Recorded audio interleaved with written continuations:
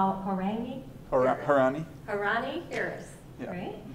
And he's with Sustainable Communities, or he's the Sustainable Communities Coordinator with Warm Training Center.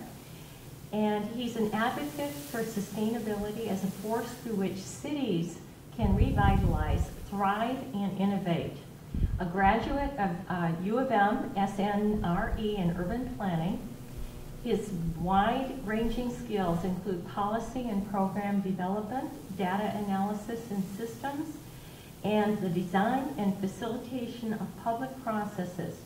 Joel has been at Warm Training Center in Southeast Michigan Regional Energy Office since March of 2010, serving as the Sustainable Communities Coordinator, a technical advisor to governments around energy, climate, and sustainability issues. He was the main staff providing technical assistance to 41 local government recipients of federal energy efficiency grants. And there's more. He has helped design and conduct climate and sustainability planning efforts in 11 communities throughout southeastern Michigan. And over the last year and a half, he has spearheaded WARM's work with Oakland County on a Tri-City sustainability plan. So I would like you to give him, please, a warm welcome. Thank you. Good afternoon. I hope everyone's doing well. Thanks for coming. Here is the requisite verbiage from AIA. So, do I need to use this mic? I don't need to, right? No. Okay.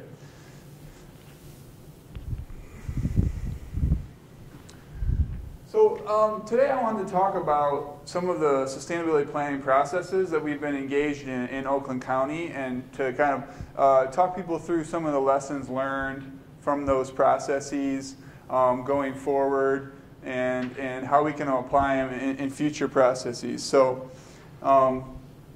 let's move on forward. So two of the main objectives for this are, one, we want to be able to implement best practices that were learned through these processes. And the second one is to use and modify tools and templates that will be helpful in any small community planning process. So I'm from Warm Training Center. We're a 31-year-old nonprofit located in Southwest Detroit. We create opportunities for people to learn and practice the sustainable use of energy and resources. So we have a whole variety of departments, ranging from, we do a lot of energy education with homeowners, teaching them how to save energy in their homes. We also do a variety of technical assistance, including sustainability energy planning with governments. We're actually a founding partner of the Southeast Michigan Regional Energy Office, which is a coalition of nonprofit groups, and we have 21 member governments that we serve as kind of a satellite energy office for. So a lot of small governments, they might not have enough money to hire a full-time energy coordinator. So we serve as that and help advise them on decision making. And we have our most recent new member is Royal Oak, so that's pretty exciting. Again, we do a lot of different kinds of technical assistance, ranging from home energy audits, commercial energy audits, different levels of analysis for depending on the needs of the client. And then we also do a fair variety of green jobs training. We're actually partner with Focus Hope. We're a weatherization training program, and we teach people how to weatherize homes, and we train people who are already weatherizing homes to upskill. And then our newest exciting program is a deconstruction program. We're actually deconstructing houses and finding markets for the new materials. Has anybody been to Great Lakes Coffee on Woodward in Detroit? No? Great Lakes in Alexandrian, really good coffee, but we actually did the interior of that whole building with reclaimed lumber. And it's really beautiful, so I recommend you go there. And our partner in these processes has been Oakland County Planning and Economic Development Services, in carrying out the processes in the 8 different communities. So, first of all, why sustainability planning? With sustainability planning, you're putting together 2 terms that make a lot of people's eyes glaze over, right? Sustainability, what's that? Planning, what do you mean by planning? I planned a party, is that planning? So I guess I want to kind of answer the question, well, why do you want to look at sustainability planning? Well, maybe it's because of the polar bears. They're cute, everyone say, aw, cute polar bears. No, unfortunately, it's not really about the polar bears, right? Because we don't necessarily have a personal connection with their beautiful, magnificent beasts, but for an average Joe citizen that you're trying to talk to about sustainability and climate, not really a driving factor. So I have nothing against polar bears, but in terms of selling these topics, not so well. So first of all, maybe we want to look at some macro ideas. Global warming is a reality that we're confronted with, but again, we know this is a very hot button topic, right? You bring that up, immediately whatever you're talking about becomes political. I've heard of a lot of people trying to introduce bills in Congress and having to edit that out of every one so it'll actually be able to pass. So not always that compelling. Again, wedge theory. This is the idea that to reduce our carbon, we need to use different strategies, each one being a wedge. Again, well, for academics, it may be a viable theory, but kind of wonky and not necessarily that applicable or that saleable to an average person. So what we like to talk about is, let's talk about quality of life. Because ultimately, that's what sustainability means. It's about quality of life. So which would you prefer? Do you want gridlock, highway-based gridlock? Is that what you would prefer? Would you prefer a multimodal transportation network where you can choose whether you want to bike, walk, take the bus, or drive your car? So actually offering true transportation choice. A couple others start. Homelessness, joblessness, really a real reality within our local economies. So do we want to have that, or do we want to have jobs in the green economy, keeping our energy dollars here in the region? Again, parking lots or gardens. Obviously, these are very stark choices, and they're always not that stark. But this is a way to kind of frame the issue for people when we're talking about sustainability planning. So first of all, so now we've kind of talked a little about sustainability. What does a sustainability planning process look like? It can take many different forms, of course, but this is kind of the form that we've decided and we've taken here. So within the communities we've worked in, what we started with was a vision and a mission. So the communities decided that this was their vision. The community embraces and advances local sustainability characterized by a vibrant economy, a healthy natural environment, and cohesive local community. So you have the three legs of the sustainability stool that they really feel is the crux of the matter. So you need to have that overall overarching vision before you go into the specific details. So then we might talk about what specific focus area or group do we want to talk about. So for instance, public services and infrastructure was one thing that's always on the mind of local government leaders, right? Especially in the era of diminishing fiscal budgets. Think, we don't have enough money to maintain the infrastructure that we have. What kind of hard choices might we need to make around those types of infrastructure? And this is just one thread and an example of how it might roll out. So then we talk about outcomes. So we use the phrase outcomes instead of goals because the outcome is what can you visualize, what's the end result in your community? What will your community look like as a result of pursuing this particular outcome? So for instance, an outcome we might talk about with public services and infrastructure is the community features safe and efficient roads for all users. That may be a viable outcome. So then of course, we need to be able to measure it, right? We can't have an outcome without an ability to measure it. So we want to look at an indicator. So we need to choose an indicator. In this case, we decided to look at 0 miles of bike lane, or look at bike lanes, miles of bike lanes. The benchmarked indicator was 0 miles of bike lanes. So currently, maybe the community doesn't have any bike lanes at all. So we say, is that the status quo? Is that what we want? Or what kind of a goal do we want to have to work on that?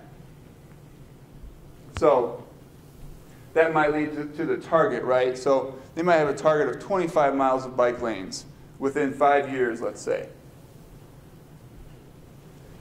Excuse me. And then the final thing is actions. So what kind of actions can they take to make that target and that outcome by relationship a reality? So here's some immediate actions that can be taken. They can prioritize areas for immediate striping. So know where there are areas, roads of lower volume that might be able to use for bike lanes.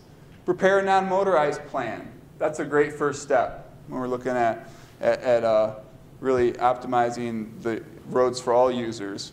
And then identify funding sources for implementation. These are just example actions. Did anybody have any questions about this? No? Feel free to stop me anytime if you have questions.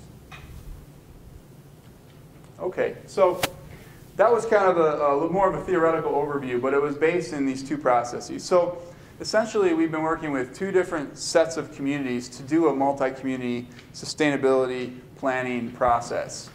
And the first group was the Tri-Cities. So it was 3 communities, Rochester Hills, Auburn Hills, and City of Rochester.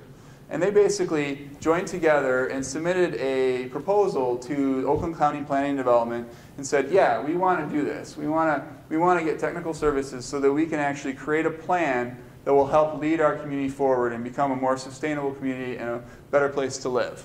So they committed it, and there was a big emphasis on leveraging shared resources and having shared action and collaboration. Because as you know, diminishing resources, once again, shared resources, sharing services and other things like that is a huge way to do that. And Governor Snyder is also really pushing the sharing and collaboration aspects of local government. So that was our first pilot project, and that started a year ago, January. This is a newer project, and this started actually this January. And very similar project, and the interesting thing about it is that we've been able to apply a lot of the lessons that we kind of learned through the first process to the second process.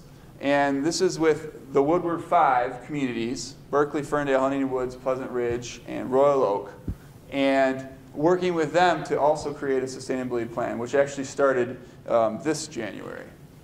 So I had a lot of slides that kind of detailed specific things about each process, but I actually I toned them down quite a bit and took a few out because I really wanted to focus more on the lessons learned. And if you have specific questions about the details of the process, I'd be happy to share them, but I didn't want to bludgeon you with too many PowerPoint slides, which I know can be monotonous sometimes. So basically what I like to do is go through a series of kind of problems or challenges, and then the ways that we address those challenges through our learning and through the next process. So one of our problems was a wide-ranging community process. So obviously in school, in planning school, elsewhere you get taught, well, you always need to engage the community. That's very important. You need to make sure you have everyone's opinion. And so we went out and we established a process that took community input at many different scales. We had a sustainability advisory board, which was kind of an overarching body. Then we did several public meetings. We had the steering committee, which was basically governmental representatives and the consultants in the county. And they were kind of the buck stops there. And we proceeded to ask a number of questions of, and then, I'm sorry, I'm forgetting the one important thing. Then we also had small groups called work groups, which were people that volunteered to their time to work in a specific topical work group to develop actions and indicators for that specific topic. So for instance, we had an infrastructure and public services work group. So there was public works directors there, interest in citizens, and we basically sought to use those folks as a way to help get more in-depth knowledge and also genuine community engagement through the process, which is a great thing, right? And we did structure those. But what we found is that it really elongated the process, and it made, we had data and input that ranged extremely wide range of topics. And so it made kind of collating and combining all that data into a usable form very challenging, right? Made it very challenging to do so. And also, obviously the idea is that everyone participates in those processes, so all their input is in there. But the fact of the matter is people don't have time or they can't participate. And so then the deliverable comes out and they're like, oh, well, I don't agree with this. This isn't what I thought. So you had a few interested people that were the volunteers, and they kind of were able to steer it in a certain way. And so we kind of had to think about how to do some more checking of that process. So one of our solutions that we came up with, which we used in Woodward 5 to quite a bit of success, was a sustainability self-assessment. So we set up 15 areas, 15 outcomes within sustainability, 5 within economy, 5 within community, and 5 within environment. And said, with the advisory board, with public, with various folks, we said, what do you think is the most important aspect to focus on for your community? And so we used this survey, and I have a few examples. So we did it, some of it we did with the clickers. Have anybody ever used the clicker things, or immediate polling, which is cool. We did that with the advisory board, so you get immediate feedback, which is kind of cool. We did it through a SurveyMonkey for the public, various means, and some paper surveys as well. So for instance, we said, okay, fiscal sustainability. That's an aspect of overall sustainability, and especially governmental sustainability. Here's some of the attributes that are involved in that. Why don't you rate your community on that? How fiscally sustainable are you? So essentially, then we had the crew, the crowd, and different stakeholders basically rate their own community on fiscal sustainability. So then we walk through each of the outcomes. So that would be an economic one. Physically healthy, right? A physically healthy community. That's a very important part of having a sustainable community, right? Health. So we had people rate, is their community physically healthy? To what extent? And basically got input in that way. Again, green infrastructure network. So part of this survey process, part of it's educational. A lot of people might not know what a green infrastructure network is. So you're educating them. This is what a green infrastructure network might be. What do you think the quality of your green infrastructure network is within your community? And so then they would rate it and go like that. So by doing that self-assessment, we were able to get a set of outcomes that we could help the community focus their efforts on, right? Without necessarily having an entirely wide-ranging process where it might land over here and over here. And it was a way to actually kind of motivate the process forward and get some more predictable outcomes out of it. So I felt like that was a pretty good evolution of our process. Did you develop your own checklist? Yeah, we did. And are you willing to share it? Yeah. Like Doug said, so we can all steal it? Absolutely. Yes, we will. I'm definitely willing. And actually, Nina, I don't know, do you guys know Nina Ignazik from Oakland County? She's one of the principal planners in Oakland County, and she mostly developed it. I gave some input, but she was definitely some of the biggest developers. But I think she would be happy to share that with anybody. So, another challenge, lack of buy-in, right? Which we all know in any public process can be a challenge. In particular, we had some governmental staff who were kind of just like, for a while, like, yeah, that's fine, you know, twiddling their thumbs in meetings, whatever, it's fine. And then when we came out with some actual content, then they said, oh, well, this is not working for us. This will not help. This is not helpful for our community, you know. And so it's like, but you've been involved all along. Why didn't you say something, you know? And so there's always that challenge of like, well, you think people are present and you think that you're engaging them, but are you really necessarily engaging them? So one way that we sought to, we're modifying our process to really ensure that we have that total engagement from different parts of the communities. We're engaging the communities in many different ways. So for instance, we're going to do presentations for all of the councils and the planning commissions. Here's the process. Well, first of all, I should mention that before the communities started the process, councils all signed a resolution saying that they wanted to do it.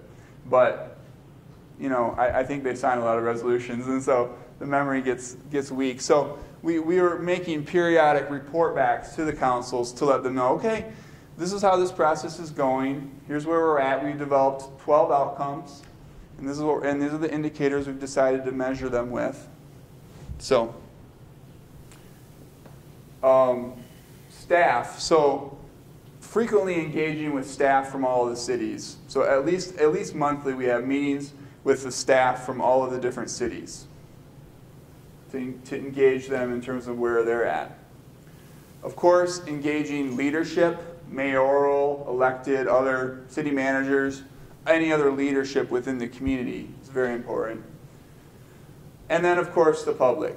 So, been doing that through a variety of emails, newsletters, and we actually, on public meetings, we actually have a public meeting for Woodward 5 coming up on Thursday, actually, where we're going to be talking about actions and how do we prioritize actions. So, and also interacting with in various means, actually. I have a slide on this, too. So, we've used a lot of different means to interact with folks, too. So we've had the public meetings, but not everyone could come to the public meetings. We've had surveys sent out through city listservs and stuff, so we have the digital, and then we've also done some paper surveys, and so having various means. Another solution for this kind of lack of engagement is multiple levels of detail, right?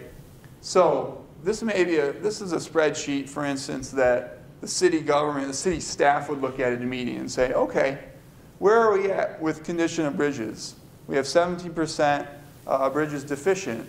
Obviously, our target is to bring that down. But for the public, this is a little too much detail, right? It's kind of a little bit mind-blowing amount of detail for public. So they kind of want to know, what's the big picture? What's the big idea here? So we have this technical report for city staff, but then for public folks, we have a little more readable, more kind of user-friendly report, which this is just a kind of an excerpt of, but it talks about the process, how it went, and then they can go into details as they're interested in or as they would like. Okay, so collaboration. So, like I said before, the collaboration thing was a big component of this process from the beginning. We wanted to emphasize collaborative actions both between governments, but also between government and non-government organizations. As it came to be, we found it to be a lot more challenging than that might initially seem to be. There was actually a lot of competition kind of between cities who said, oh, I already my graph up there. So they said, but what is City A doing for this? Are we better than them or worse than them? And we want to say, well, it's not necessarily about you better or worse. It's about where are you as an individual, where are you as a community, and how does that fit your values and where you'd like to be. So that was a real challenge in terms of not having that kind of. I'm sure that those of you who have worked with local government leaders realize that sometimes when an issue becomes political, it actually works against your cause. Because then they say, oh, well, I don't want to show the indicator from that year because it looks really bad. I want to show it from this year instead. And it's like, well, but the point is that you want to improve over time. So actually, if you show the worst indicator as your beginning year, it's going to make it easier to improve over time, for instance. So one of our solutions for kind of this more like competitive, a little bit more competitive nature was that our second round of folks, we actually chose an existing coalition, right? So the Woodward 5 is an existing coalition of cities that already have a common interest and a common goal of working together for the betterment of their little micro region. So I think going into it where you have this community, coalition of groups that already have a working relationship was definitely a better option. It's not always available, of course, but it was definitely a better option. So another issue, challenge that we had was a boundless process. So I love spreadsheets, but I know a lot of people get spreadsheet fatigue, you know. So you like look at this, and it's like, oh my gosh, you know, all these actions and all these indicators and all these goals, and oh, how does it fit together? It's just too much, you know. And at one point even they said, Nina said to the consultants to us, she said, don't send another spreadsheet. They're tired of looking at, at spreadsheets, which I fully understand, It's a lot to handle when you have hundreds of indicators, hundreds of actions. And so it just can become really overwhelming. And so what we've actually done through this process, which I think is one of the cooler deliverables of the process, is we've actually created an indicator toolkit, which is still in process. We're still kind of tweaking it. But we basically put all that stuff into a spreadsheet, but behind the scenes spreadsheet. And so for this one, basically what it kind of walks people through it step by step. So one of the other deliverables, other than the sustainability plans for the actual communities, one of the main deliverables for this process is actually a toolkit for other communities within Oakland County, and I suspect outside of Oakland County as well, is to be able to use this toolkit to do a sustainability plan on their own local level. So that's another deliverable of the processes overall. So, and I think an exciting one. So this would be a part of that. So for instance, with this particular one, which we're going to probably definitely make more user-friendly and maybe more web-based even, which would be pretty cool. People can go in and they can choose, okay, what areas do we want to focus on? And so for the environmental area, you can focus, if you pick environmental, it'll give you one of the 5 outcomes to choose within environmental. So this is the one's already filled out. I actually have a spreadsheet on the thumb drive I could open up if we have time. But so let's just say that someone has gone through and they want to do 3 of each. 3 environmental, 3 economic, 3 community, and they've chosen their top outcomes from those areas. And of course you can customize, and however, if you want to do more outcomes than that, we could tweak that and do more. So then the next step would be, so if you've decided to focus on air and water quality, how do you want to measure that? So we've identified 80+ indicators that we think are pretty good measures of a lot of this stuff. And so what we've done is preloaded it so you can go through and decide for your community, what's the most relevant way to measure air and water quality for your community, right? If you don't have any major water bodies coming through your community, which is not likely but possible, you might not want to choose actual water quality indices because it may not be a good indicator. You might want to choose, though, water consumption. That may be a viable metric to use. So this would basically lead folks through to develop their own set of indicators for each of their high priority outcomes. And then the final step would be, so our reason for doing all this, obviously, is because we want to produce action, right? We want people to take action towards making their community a more sustainable place to live. So we've also developed an action database of 200 plus or minus actions that people can undertake. So if we basically classified them, so if their indicator for that particular outcome is total land under conservation easement, there's a number of different things they could do to do that. So for instance, incorporating green infrastructure planning into the city's master plan. That might be an action they could take to help affect that. preserving natural areas via outright purchase or conservation. That's a very direct effect, obviously. So we've kind of classified these outcomes. Some of the actions like really directly impact stuff. Some of it may be more 5 years down the road. So if you put it in the master plan, it might take a few years to actually turn into more conservation easements, but it would be a logical next step. But I think the important thing about this is that so the communities can essentially customize their plan based on what indicators they feel are important to them, and then also what actions they feel are doable for that particular community.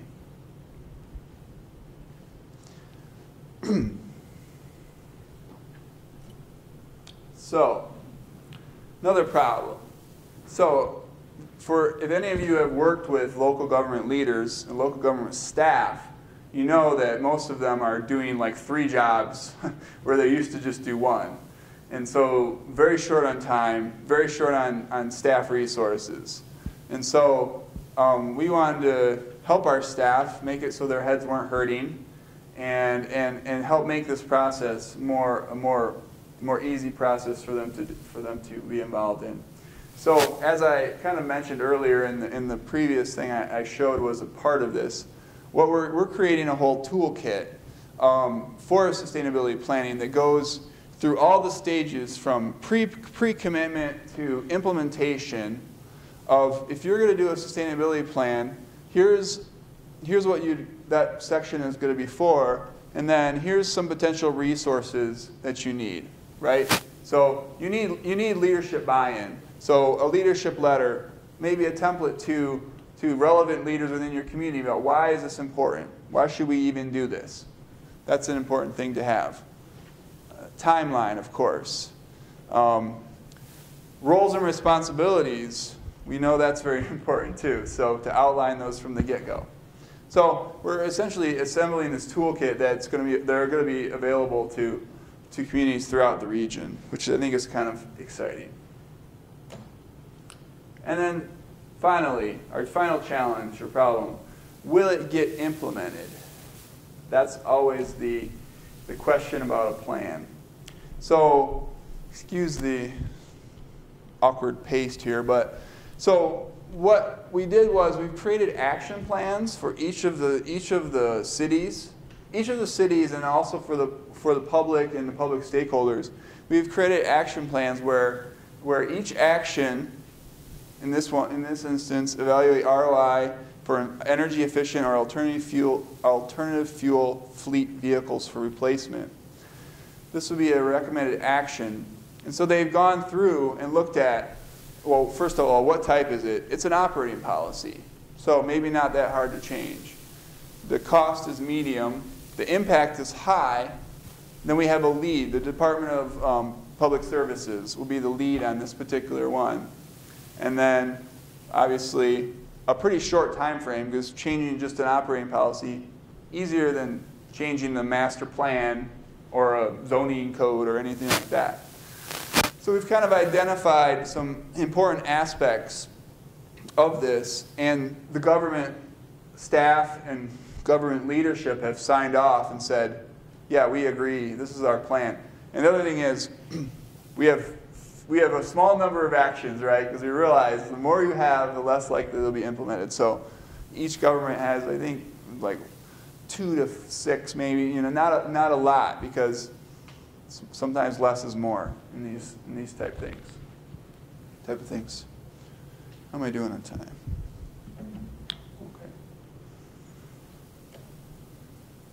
Okay. So this is actually the final one. So the final challenge was the integrative nature, right? So to me, the integrated nature of sustainability is both a blessing and a curse, right? Because it is beautiful that it incorporates all these different aspects that are important to us and other types of life on the planet. So, and without each of these aspects, the stool would fall down. But also, because of that nature, it can make it very challenging to communicate to other folks. Like, what does So what is sustainability not? Is it everything? You know, and so how do you really frame that aspect? And so that was definitely a challenge that we ran into in terms of implementing and communicating and implementing. And so I think one of our solutions was you need to engage many groups in a structured way, but you need to engage many groups. And so if you're engaging elected community, business, schools, governmental staff, and others in the community, important stakeholders in the community, and you've had them, and so that's kind of, to me, the beauty of a sustainability plan is if this entire community coalition has agreed on, yeah, this is where we want to go, and we can all play a role in getting there, right? So sustainability, if as a community we've defined sustainability as this, then, and we're all aiming towards the same goal, the actions that business may take is going to be a lot different than the action the schools may take, right? But they're all playing a role in the broader movement towards greater sustainability. So I think that's a real important aspect to bring in. So just a quick recap. I kind of went through all this stuff, but I don't think I'm going to read through that again. You can see it up there. But so these are kind of the challenges and solutions that I talked about and went through. So I think it's time for questions. Maybe I'll just leave this up there for people to jog people's memories. But that's all I have in terms of presentation. So. Thanks. So were there any questions? Yeah. Well, how is it getting implemented? Have you got feedback yet? What's happening? Well, we're still, the process is actually not finished yet. So we're still, with Tri-Cities particularly, we've finalized the action plans with staff, but we actually haven't completed the actual plan yet. So, which is going to be passed by the city councils and passed by that. So I guess the thought is that it will be implemented through the leadership structure that's agreed that this is an important thing to do. But it'll be a learning experience. I'm sure I'll have another presentation next year to tell you about how do we implement these things, So I think it's a learning process, certainly. But the idea is that we had meetings with staff, city managers there, DPS directors there, and so, I mean, the idea is if the city's functioning, I think, properly, and the DPS director says, yes, I'll do this, I would hope that it would get done. So, yeah, we have a question back there. Yeah, but generally, this is my general question about all this planning issues. Sure. When you plan for city, and it's on a bigger level, and when specifically the municipal authorities are involved into that, they take longer and longer to get approved and finally physically done, or physically you will do something about that. So how much it changes in that period of time? Because, or do you think that if 5 years back you have planned something for that, and after 5 years it finally got approved? Sure. Do you think there are some of the changes you have to do after 5 years? Right. No, I think that's a really good point, and I think that hopefully, yeah, I agree. Government moves slow. That's true, and I think there's some reasons for that as well. But I think that, for one thing, is an argument for revisiting the plan, consistently and saying, okay, so where are we in regards to this, And then it's also an argument to say, essentially say, well, and I guess part of the time frame aspect of our action plan was speaking to that, right? So trying to really prioritize those actions that can be quick wins for the local government folks, right? Because with election cycles being fairly short, it's nice to have a mayor or a city manager say, well, I implemented this particular action from the plan, and here it is, but to still have those other actions in the queue, right, so to speak, but them kind of riding that wave of like, well, I'm doing good with this, and so seeing the positive feedback from that. I would say, just, I know this is a long-winded answer to your question, but like, I would say having lots of feedback circles is really a key, right? So having an engaged public that's pushing the government, why aren't you doing this yet? Why aren't you doing this yet? You should be doing this now. I think that's a really important thing. And business community as well, and that's, I think, the key to that engagement strategy of multiple constituencies that are really trying to push folks forward. So, not that I have all the answers, but yeah. Question? Joel, a lot of the communities, for example, that the SCAC group has gone into, are really looking at creating sustainability coordinator positions. Mm-hmm. Do you go that route at all, or think about that? That speaks to yours, you know, because the cycle of elections, it's so temporary, and we find that the communities don't enact these plans. Sure. Unless there's somebody who is a stakeholder. Yeah. My job depends on this happening. Yeah. It's looking for grants, it's looking for resources. It doesn't happen.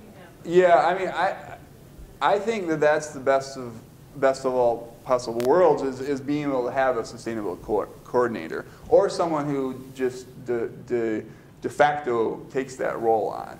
And the communities where we've seen these be more successful are communities where there is someone who either has that role or has taken on that role. Well, one community, I don't know if you've talked to anyone from Chattanooga, but that's a city in Tennessee where they did an incredible job of really energizing their GPS. And what they did is they had them sign the Mayor's Action Climate Change Plan. Yeah. And you know, I went to this talk, this GPS guy came in and said, I am so excited to go to work today. I get to create Class A sludge, you know? And he figured out a way to get the leaves compacted into earth berms for the Parks Department. And there was all kinds of incredible things happening. Yeah. Because they were excited and they had made sort of even larger commitments than just to themselves. Definitely. I think that's definitely part of it. Having the leadership commitment is huge, right? And then also having the larger link to the larger community as well. Are you doing that at all? Are they signing up for anything? Or? Well, I mean, beyond this particular plan that they're signing, we're not having them sign anything larger. I definitely think, though, that's a good idea in terms of a recommendation for going forward. So they're basically just doing it because you've got a cluster of people who want to be sustainable. Correct. Whatever that means. Whatever that means, or how we've defined it, yeah. Yeah, but no, those are both really good ideas. Very cool. Yeah. Any other questions? Yes. I'll try to make this as succinct as possible. Sure. It strikes me that with sustainability issues, we've got all kinds of ideas on best practices. Yes. So we don't have to go out and reinvent them in your groups. Correct. We've got things we can draw on. But when you're working with the municipality, and here you gave us an example of 5 municipalities trying to work together. Yes. That any number of actions can be taken. One could be a resolution by a city council that this is our policy. We'd like to see these sorts of things done. Number 2, they could try to enact an ordinance, which means it's there and it's to be enforced. Right. In which case, you've probably got staff that says, oh, geez, more ordinances we have to enforce. Sure. We've got to fight this. And then you've got simply implementation by practices that you try to have groups pose one way or the other. So back to these 5 communities. What sort of problems are you having if my query has been succinctly put? Are you seeing the different communities pushing different ways, being receptive in different ways? You see the city councils all going in different directions? Well, the most distinctive difference we've noted between, we need to wrap up, between is the city manager governments versus elected executive offices. And there being actually a lot more flexibility within the city manager office to say, yeah, that sounds like a good idea, let's do it. So definitely the case that local democracy can sometimes slow things down a little bit, you know. So, but like I said, we're not totally to that whole like pushing it through implementation yet. So to be determined. That's a great question. Thank you. Yeah.